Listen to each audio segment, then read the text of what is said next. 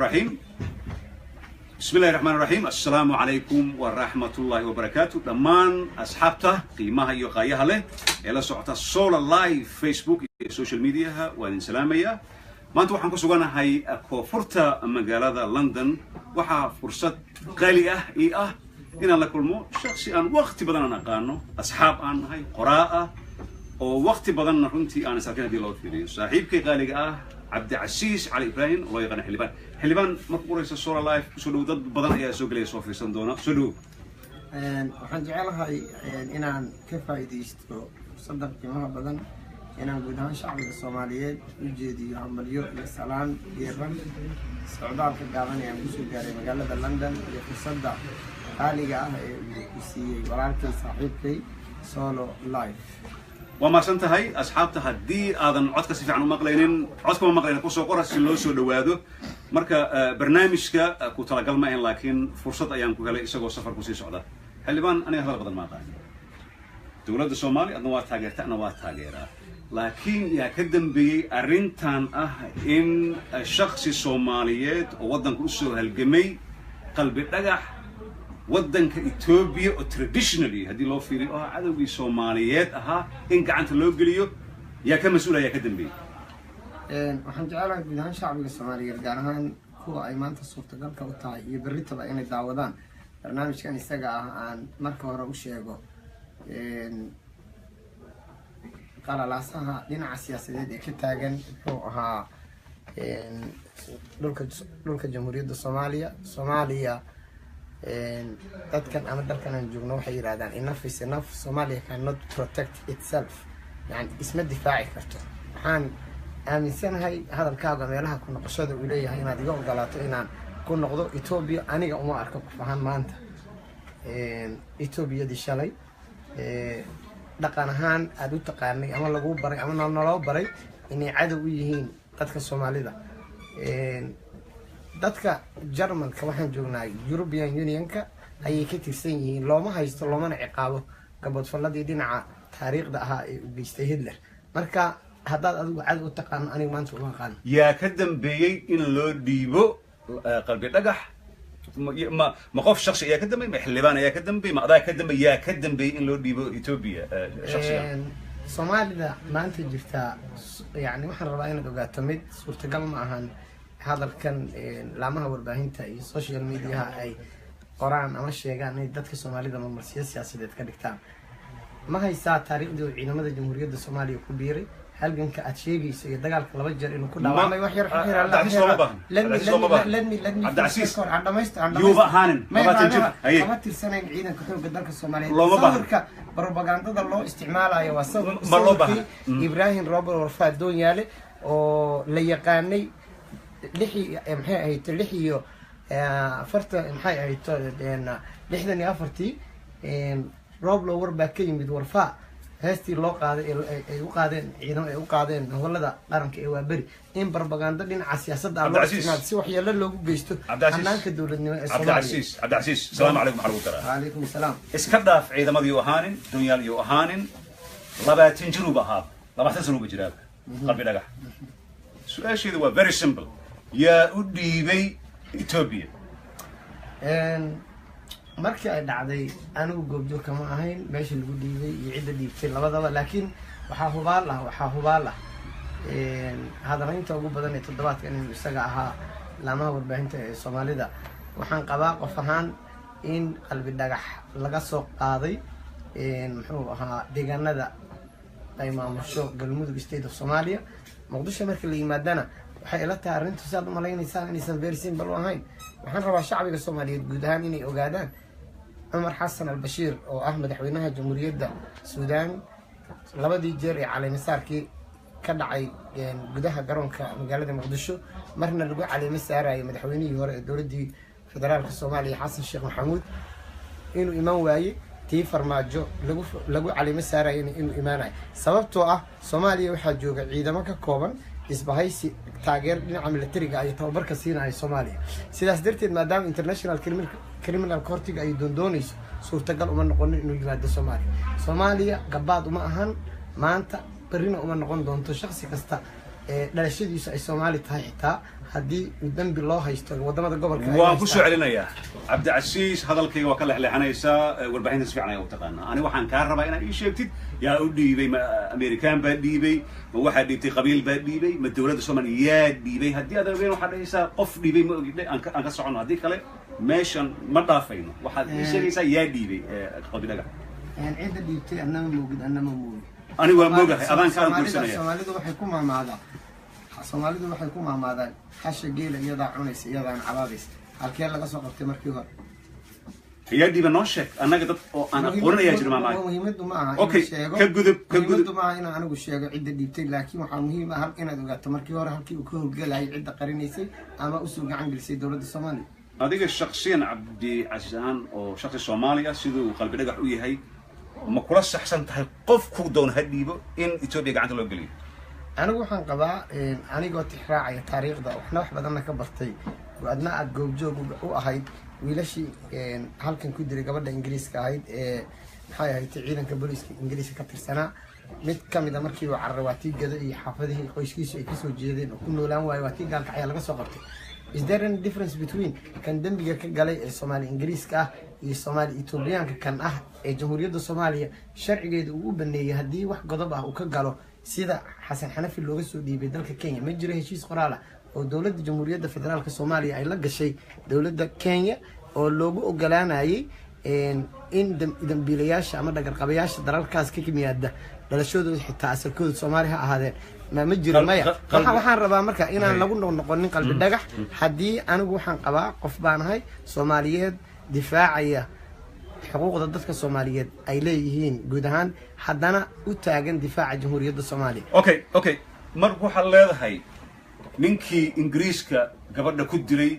maxkamad wadan cadaalad ay ka jirto laga soo doortay Xasan Xanafi oo naqaano Nairobi laga soo qabtay iyo qalbi dhagax oo xataa meel uu dambi ku galay aan la ogeyn oo wadankiisii asaga u dhashay laga afduubay ma isku meel dhigaysaa Cabdicasiis Soomaaliya iyo Soomaali aan kala saarno marka hore waxaan jeclaan lahaa dhulka Jamhuuriyadda Soomaaliya wuxuu ka kooban yahay kuwa maqan marka laga reebo shantii xaafadood ee loo qaybiyo waxaa midowday laba ka mid ah oo ah waqooyiga iyo koonfurta Soomaaliya dastuuriyan Soomaalida ku maqan Kenya iyo Soomaalida ku maqan Ethiopia marka laga reebo Djibouti oo independent state ah wuxuu siinayaa ama sharciga federaalku ama dastuurkii 60kii Soomaaliya loo qoraysiinaya xuquuq ah in marka ay yimaadaan Jamhuuriyadda Soomaaliya ay la siman yihiin muwaadiniinta kale ee Jamhuuriyadda sida qalbi dhagax uu kale u ahaa laakiin maadaama qalbi dhagax uu ka hadlay idaacadaha iyo warbaahinta uu sheegay inuu dagaal kula jiro isku horimaadyo dhex maray ciidamada Ethiopia iyo isaga suurtagal ma tahay marmarsiyo in laga dhigto muxuu ahaa haddii iyagu ay dooneen mas'uuliyadda ugu weyn ee annagana saaran waxay tahay Soomaali ahaan in aan ka fikirno mustaqbalka ee aayaha meesha uu ku dambeyn doono waxaad og tahay wixii ka dhacay dalka Kenya doorashooyinkii ka dhacay waxaad og tahay in Uhuru Kenyatta looga yeeray International Criminal Court laakiin bedelkeeda uu tagay William Ruto oo ah madaxweyne ku-xigeenka dacwadiina clearance lagu sameeyay haddii aysan Ethiopia cadaalad ma ka jirtaa iyo kama jirto anigu waxaan leeyahay adigu waxaad aaminsan Ethiopia cadaalad ka jirto anigu waxaan aaminsanahay adiga saar rabtaa hadalka u dhehaysid shacbiga Soomaaliyeed adiga oo ka faa'iideysanahay barnaamijkan waa arrin kale Ethiopia haddii ay cadaalad ka jirto waxaan qabaa mas'uuliyadda saaran waxay tahay inaan ku dhiiri gelino in uu helo garsoor cadaalada ninkaas okay waa arin aad u fiican inaan ku dheeraado ma doonay waqtiga qaaliga ahna aad ayuu fiican yahay dawladda Soomaaliyeed 2 asbuuc xilli ku dhow ayay aamusnaayeen arrintan ay ka aamuseen markii dambana waxay la soo istaageen arrin runtii dadka aad uga yaabisay anoo isla markaa aad og tahay taageerada dawladda oo ah inay yiraahdeen ogaadeen National Liberation Army oo aad la soo kortay oo aad taqaanid oo qof walba Soomaali oo inay yiraahdeen waa argagixiso oo ma aragtay oo la shaqeysa shabaab la shaqeyso oo hatta markii dambe shabaab ay yiraahdeen annaga shaqo isku maliin adigu shakhsiyan Cabdicasiis ahaan oo dawladda taageerta oo in la fahmo waxaad aragtaa argagixiso mise dad ma aragtay gobonimo doona anigu waxaan fursad u helay inaan ka mid noqdo dadkii Soomaaliyeed ee goobjooga ka ahaa markii la aasaasay ee lagu aasaasay magaalada Muqdisho lagu aasaasay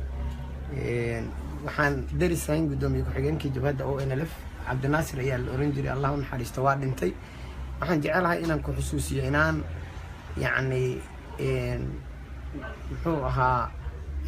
ku raacsanayn iyo waa ku raacsanahay midna kulahayn maanta go-aanka ay qaadatay dowladda muxuu ahaa federaalka ee Soomaaliya anigu qof baan ahay qof markaan ahay aan hadlayo iyo markaan magac dowladeed ku hadlayo waa kala duwanta shakhsiyan go-aanka ay qaadatay dowladda federaalka ah waxaan ka tirsanahay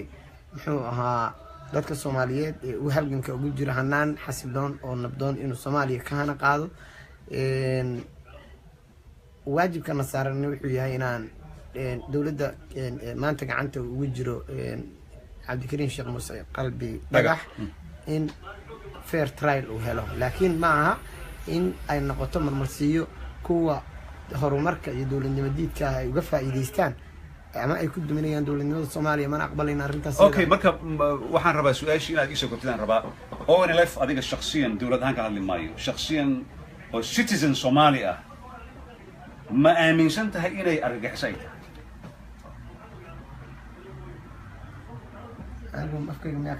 maya waa ku weydiiyey waxaan ku weydiiyey adigu ma aaminsan tahay aniga Soomaaliya ana Soomaaliya tahay marka adigu ma aaminsan tahay ONLF inay argagixiso tahay mise ma aaminsan anigu afka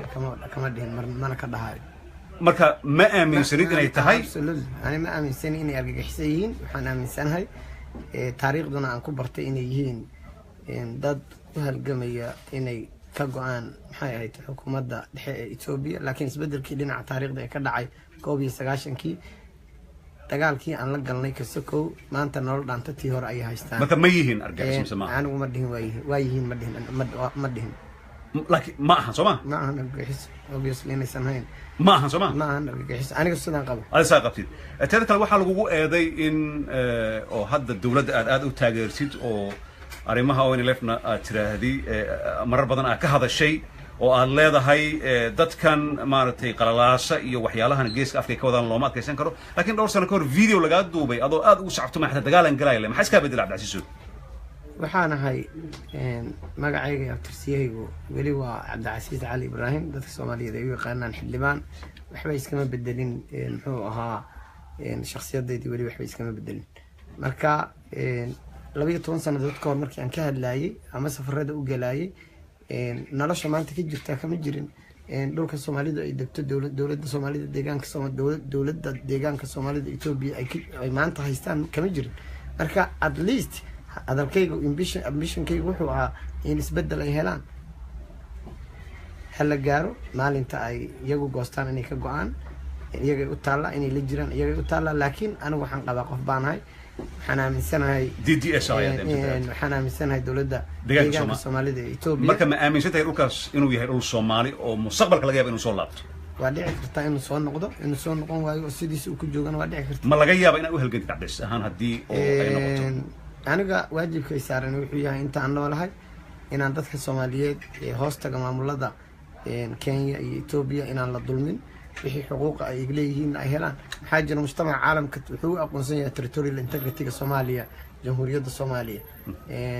dhulalkaasi waa maqan yihiin dowladihii soo maray Soomaaliya ballanqaadyadoodii waxaa ku jira in si nabdoon lagu doono ee aan qori lagu doonin okay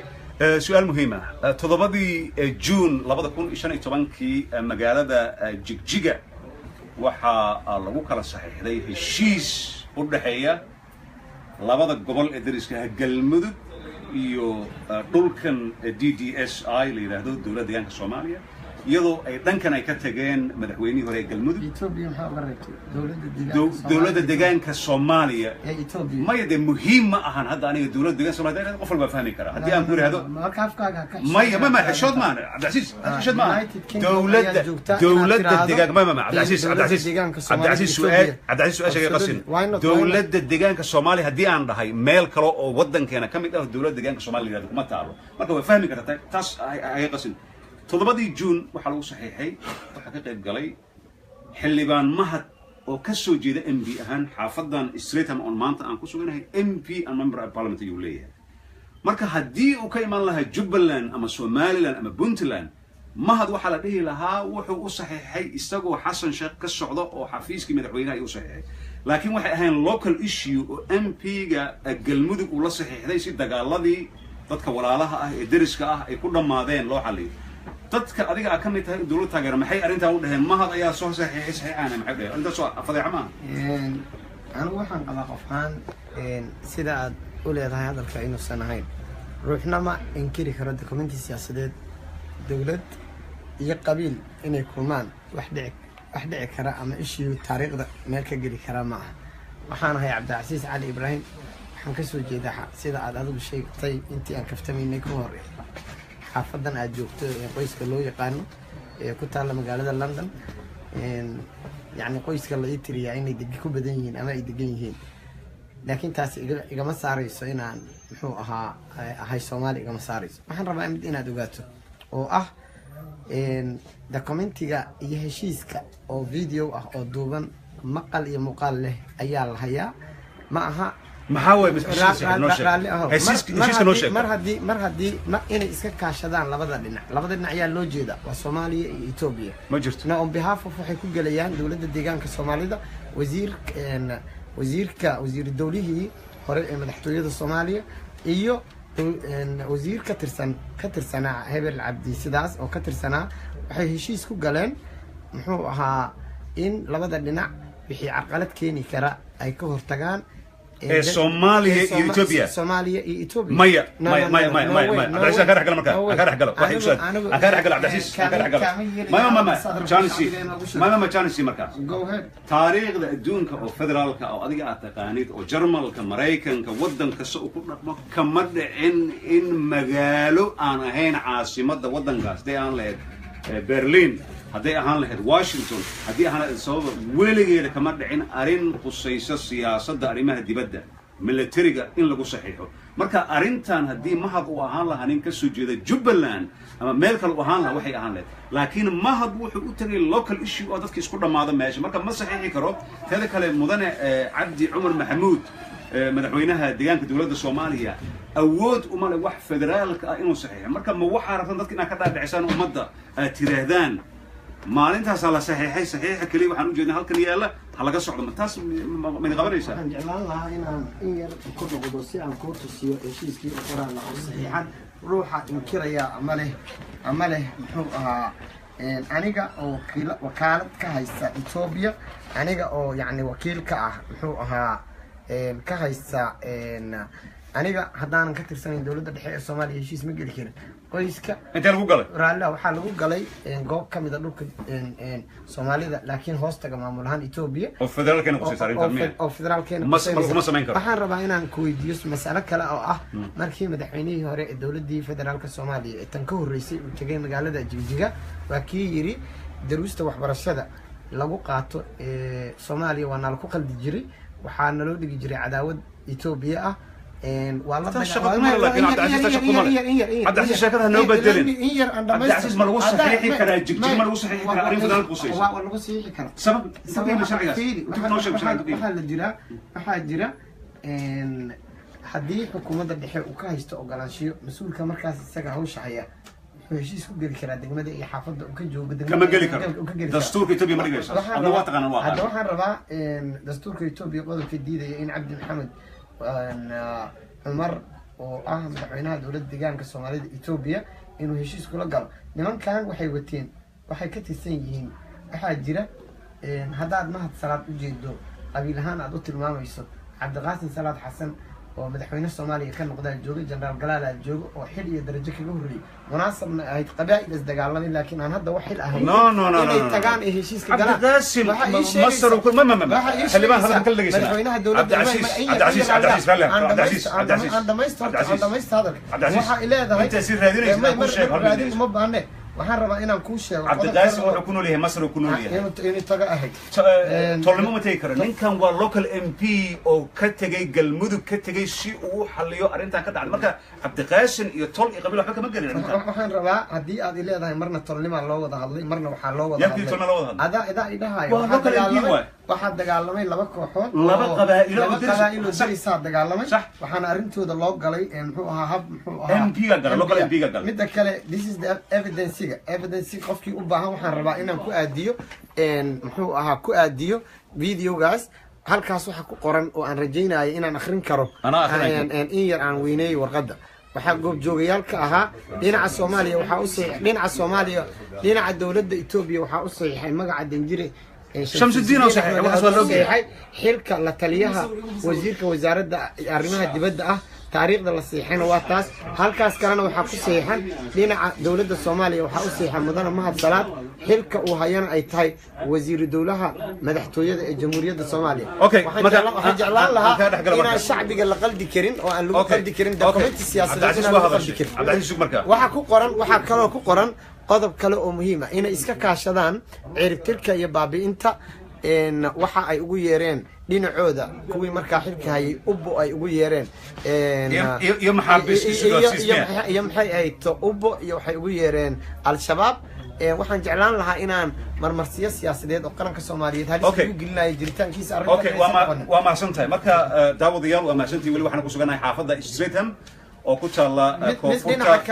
magaalada jeclaan lahaa inta uusan dhamaysanin magaca muuqaalkaasi waa qalbi dhagax oo ah Cabdikariin Sheekh Muuse sida uu sheegay Lieutenant Colonel ah waxaan jeclaan lahaa propaganda degweera inaan loo isticmaalin muuqaalka Allah u naxariistee Ibrahim Roble Warfaa Doonyaal oo dagaalka la gashay 64 dowladii Itoobiya ee xilligaas jirtay waa mahadsantahay marka waxaad leedahay sawirkani ma ahan sawirkan ana ahaa qofkii ka keenay hadalkan ka dhageysana marka Cabdicasiis dhiganaya jaamacadda dalka Talyaaniga 99kii mar aan imtixaan u aaday la Sapienza jaamacadda Roma ku taala ayaan dokumenti Soomaaliyeed sawirradii aan ku soo halay ayuu ka mid ahaa Cabdicasiis okay aan dhageysana marka daawadayaal mar labaad ayaan ku soo laabanaa waa mahadsantihiin waa Cabdinaasir waxaan kaga imaanayaa waxa maanta marti geliyay dukaanka weyn mareeg iyo Cabdinaasir Mukhtaar Dinaari ayaa wuxuu noo yahay cameraman waa mahadsantihiin marka waxaan rabaa Cabdicasiis waxyaalo badan ayuu ka hadlay runtii xaq uu leeyahay inuu ka hadlo laakiin Cabdicasiis dad badan ayaana daawanaya dad badan ku yaqaana qof waxa tahay qoraa ah laakiin waxaa rabtaa in ummadda Soomaaliyeed ay ka dhaadhacsiin qiiq isku qaras waxaad ka booday waxaad ka booday Cabdicasiis waxaad tiri laba qabiil ayaa wax wada saxiixdeen Cabdiqaasim maxaa loo keenay sheekada qabiil ma qabaa'il ayaa isdagaalay local MP sida Streetham Westminster MP ay u leeyihiin ama member parliament u leeyihiin ayaa arrinta ka wada hadashay dawlad federaal ah kuma saxiixi karto meelan caasimadda ahayn sharci tan kale midaan ku sheegaya madaxweynihii hore ee galmudug wuxuu ka dhawaajiyay uu yiri waxaan ka codsanay dawladda deegaanka DDS ee Ethiopia oo adiga tiri ku dhawaaq in loo soo daayo maxbiis u dhashay gobolkaas yiraahdeen maxkamad federaal waxay xirtay anaga ma taaban karno marka saxiixan oo mahad ah ku soo qabateen oo evidence ay leeyihiin ma ka dambeeyay in qalbi dhagax loo gudbiyo Ethiopia waxaan rabaa inaan si kala hadalka u yiraahdo oo ah in la gudbiya adigu hadalkaaga waxa ii muuqata la jiifiyaana banaan la joojiyaana banaan maalinta doodu ay dhalatay waxaa jiray heshiisyo fara badan oo dowladda maanta ka jirta Soomaaliya aysan gacanta ku haynin laakiin ay galeen dowladihii iyaga ka horreeyay waxaa laga maarmaan inaad garato shacbiga godob ayaa laga galayaa Soomaaliya ku dhaqan dhulka jamhuuriyadda Soomaaliya ma aha ani Soomaali kale kama hadlaayo waxaana laga galayaa godob taasoo ah madaxweynaha waxaad leedahay heshiis lama geli karo madaxweynihii jamhuuriyadda federaalka Soomaaliya sidee ku booqday deegaanka dowladda deegaanka Soomaalida ee Itoobiya iyadoo uusan goobjoog ka ahayn madaxweynihii dowladda Itoobiya waa tagi kara laakiin heshiis kuma saxiixi karo iyo ra'iisul wasaaraha hadda waa tagi kara laakiin heshiis kuma saxiixi karo Haylo Maryam Desalegn uusan joogin waa tagi kara kuma saxiixi karo hadduu tagi karo wuxuu diidayaa ma jiraan heshiis maya okay aan ka gudubno Cabdicasiis ma santahay Cabdicasiis dawladda aad u taageertaa waana fair laakiin dawladda haddii wax criticism ay ku yimaadaan ama aan xaq ahayn maxaa lagaaga waayay inaad arrimahaas sheegto sidaan aan u sheego oo maanta ay ugu dambeysay Facebook maxaad u sheegi lahayd waxaan rabaa waxa dadka Soomaalida isaga khaldan waxaan ahaa maalintii aan dhashay ilaa hadda intii aan u haminayo inaan maalin ka mid noqdo dadka Soomaaliyeed maalin uu shacbiga Soomaaliyeed fursad u heli doono inay hor istaagaan ama hogaamin doono isku dayayga ah waxaan jecelahay inaan ku ogeysiiyo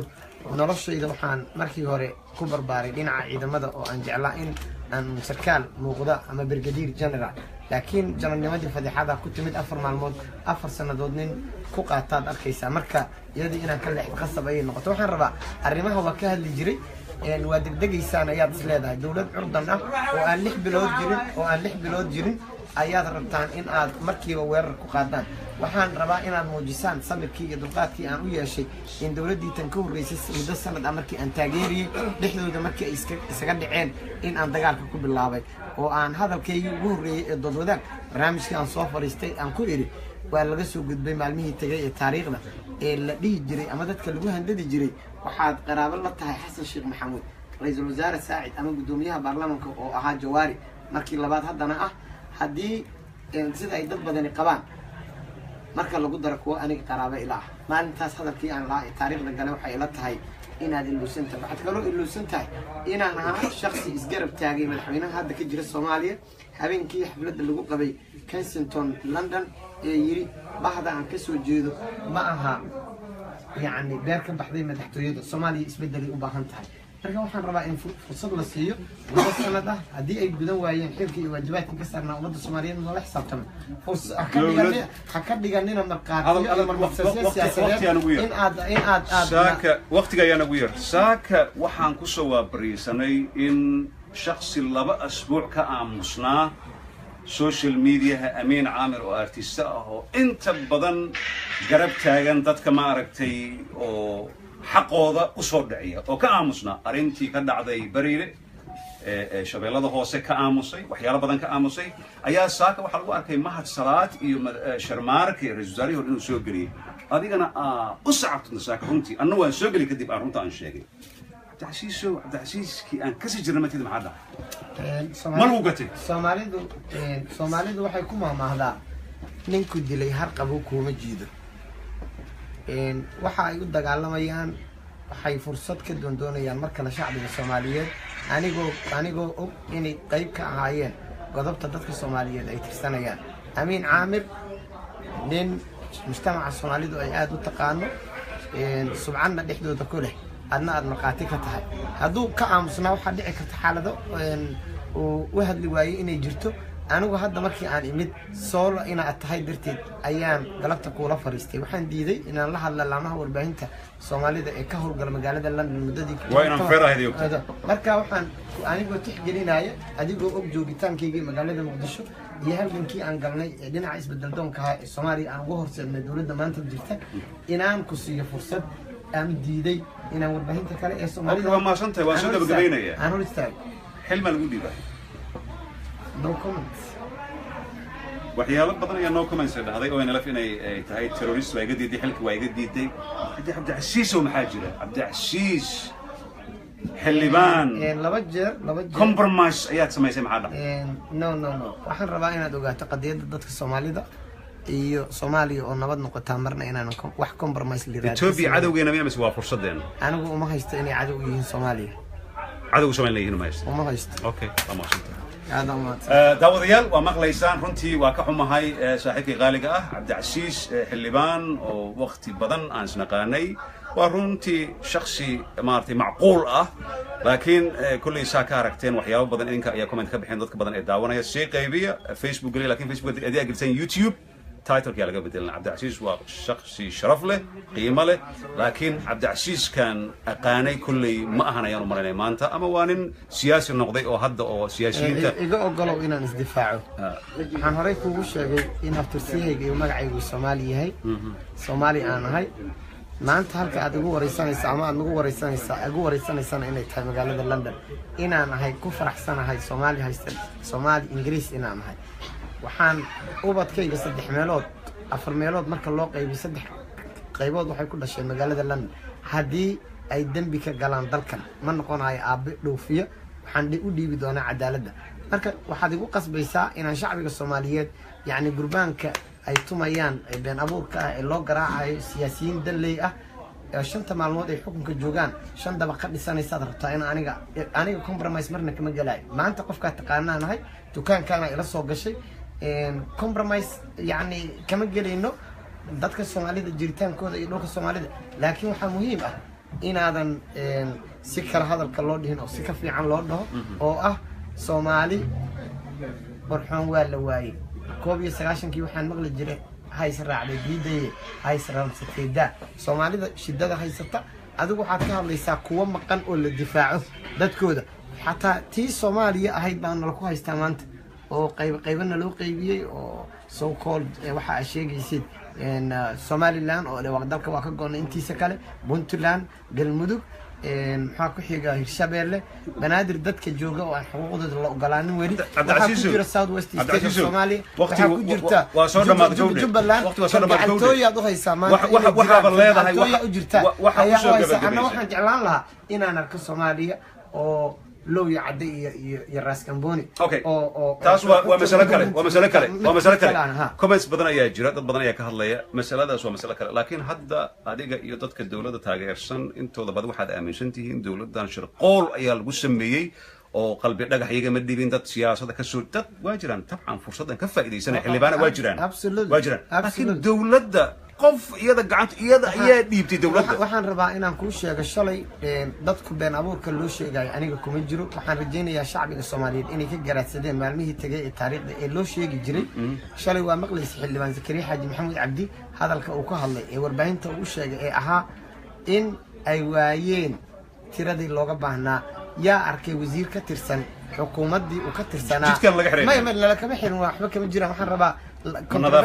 ما هي controversial ما يصير ربتيد هذا ربتيد بدنشد أديك وار لكن ما هذا آدم سلادي يجري ماشي عن 8 دقيقة كسر مري جرنا هل ساعة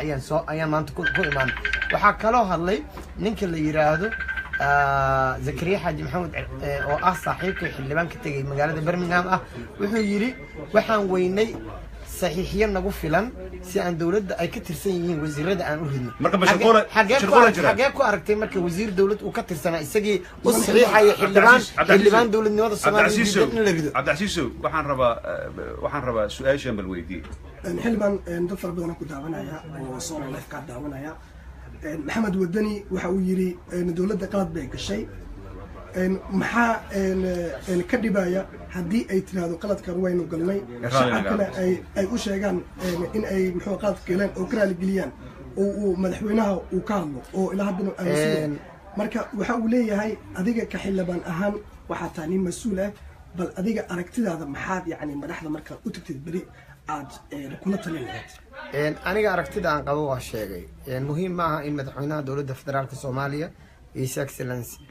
محمد عبد الله محمد فرماج وهري مادة شعبي الصوماليات دوت سياسيين مليجينا تنتهي مثل حد الجود شعبي الصوماليات سي أيوب البريان تنو هذا جار كأ إن هري مادة شعبي وقنعية شعبي والله الله الله شير حشر قدومين أي رئيس وزراءها دولة فدرال الصومالي حسن علي قيري قالها وزير هذا قعان أي قاتين قرار أي قاتين وحن قبا قعان قاتين إن لا احترام. أوكي. waxaan rabaa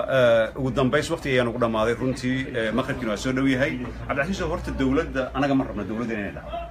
dawladda farmaajo iyo qayri qof rabo ma jirto ana marqaatika inaan ma rabno haddaynan rabin cabdilcasiis inaad isku daygiina cabdilcasiis halkaan dhamay cabdilcasiis fursadaan ku siiyey cabdilcasiis isku day inaad saxdo haddii qalad jiro tilmaamto laakiin inaad social media ka hadasho marna suurtagal kuma suurtagelin فضلا وحي راموس وحي رالها وهذا الشيء كان نسي عبد العزيز دولة الصومالية نعم مرحبنا same time قول ولا ما نقول كرنا إن ده اسمه تري دقيش هذا نقول ما إن ده اسمه تري كرنا هدي الله سوفر يستي حافظ إسرائيل هم الله هذا هاي ما هاد صلاة وراء وصحيحي أي قف كان لقول ديري الله هاي كايلي نينو عد كايلي شمالي دولة إن على مدونين وقد كان هربنا يوم دونين أنا كان صوماليان هاي هدي الله هاي ONLF وأرجع السوق لقايلي ما هدابت لي مرين هذيك واحد تري هدي هذيك من سنة هاي إثيوبيا وعدو بينهم أنا بدنا أي آمن الصومالي عدو بينهم تاعي أنا ما آمن سنة إثيوبيا وفرصة واي فمشى وبقول لما تملك الشعب أنت كد ملك قول كنا ما أرتي عشورا كقالتنا لكن من ديدا الشعطة هل نعكلي وحبوا يسلا ودنا معهن وأنك إثيوبيا كله عود ودنا كله هو يشتو قفل بكرة نفسيا أرنتا وكهلا دولة واحد ربنا ترى هذا رالي هذا ويد عادي دنت جود ودنا كله إيه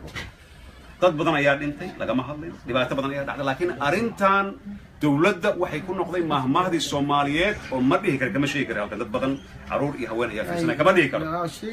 ma sheegi karo qolil xaq walo kana marra marka niyo waa maasanta horta waa maasantahay ma intaadan salaamin ka hor waxaan jeclaan lahaa inaan ku celiyo in aad maanta ku celceliso jiritaanka dawladnimo Soomaaliyeed inay qayb ka ahaayeen dawladda aan dariska nahay ee Itoobiya haddii gurmadkii ay ku yimaadeen ay u soo gurmadeen Soomaaliya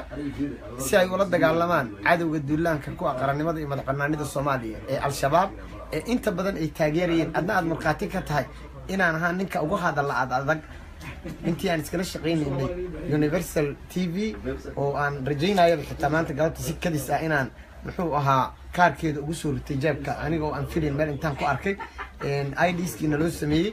inaan ahaa ninka ugu adag ee sheegi jiray burcadda iyo qowleysatada xalaalaysatay dhiigga shacbiga Soomaaliyeed halkii ayaan wali taaganahay waxaan rabaa inaan ku sheego waxa la taagantahay Itoobiya qaranka Soomaaliya difaacada soo kasoo taagantahay meesha waxay raallo